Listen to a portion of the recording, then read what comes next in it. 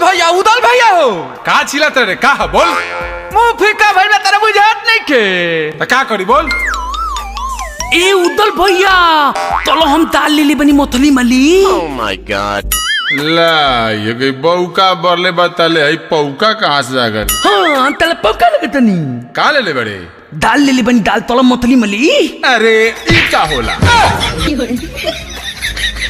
मथलदानी के कहता मथलदानी। हाँ ये तो मत गुइलन मोथलदानी हो। अच्छा अच्छा चल चल चल तनिया मार दे बछड़ी भौदी तगवाला थू त लतिया मछलवा लगला त हा उहे लेके चल मार जावा चल तनी मिजाज बनाई सांझ के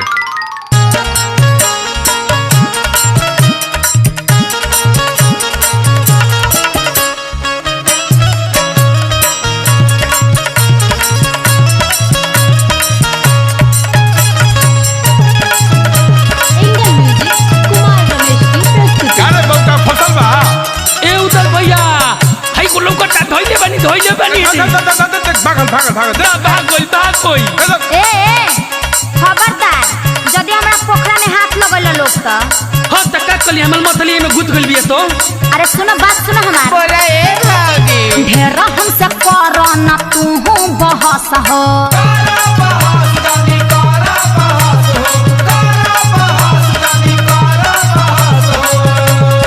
त का कोले अब दू चार चट्टी दे हो बकस हो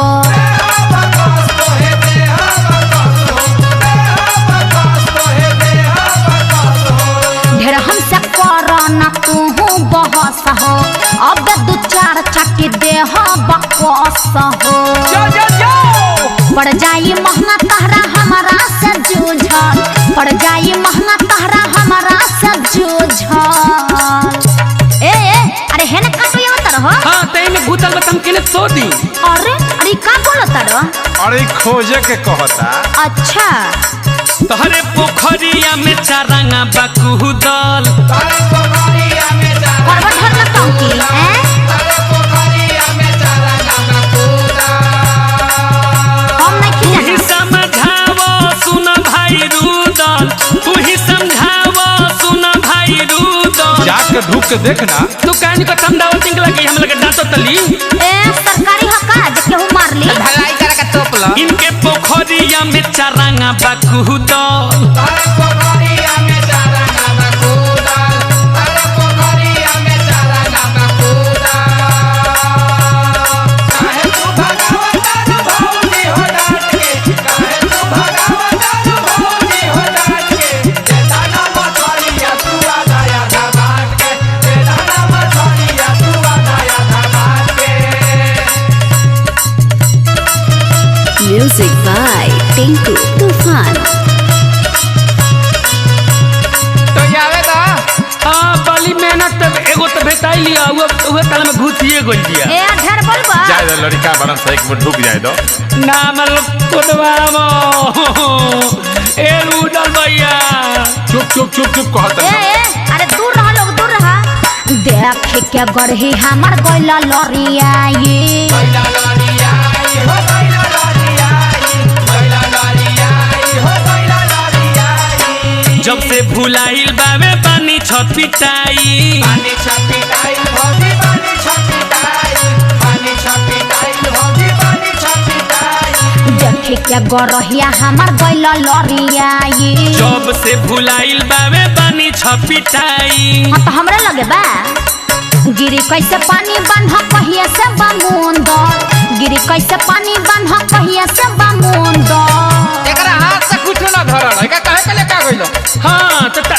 तनी त भाग गइलिए तो अरे अपने में लड़बे अरे ए देखा इ लोग के समझा दे ना तो ठीक ना होई ए भौदी ए तहरे पोखरिया में चारंगा बकुदल हाँ तो कुछ चाहिए जाए अभी कह दे तनी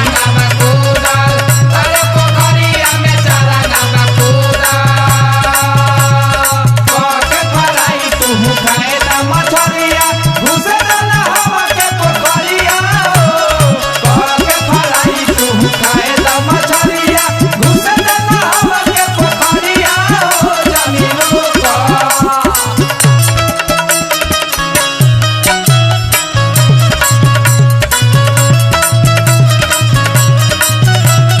भौजी अरे देखा 1 महीना सावन के झुराइल बड़े तो सब हम का करी? एक बेटा तनी खा लस चीख लस हाँ हाँ अरे हट जा। पानी अगल में पानी बड़ी मुश्किल से फटल लती हमर तो खाली रोवत एकरा काहे के लेके ना फालतू के खबरदार ये में नहीं हथवा लगावे दे।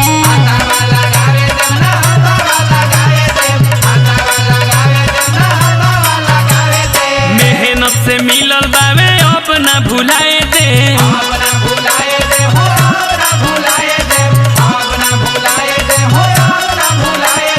खबरदार ये में नहीं हथवा लगावे दे। मेहनत से मिलल बावे अब ना भुलाए दे। आलम नरमुंडा पवन कैसे ये सूझल, आलम नरमुंडा पवन कैसे ये सूझल। अच्छा जाए दा पसनाइल बड़ा सब एक बेर ढुके दा का ढुके दहो तहरे पोखरिया में चारंगा बकूद ऐसा करी बा जबरी बका।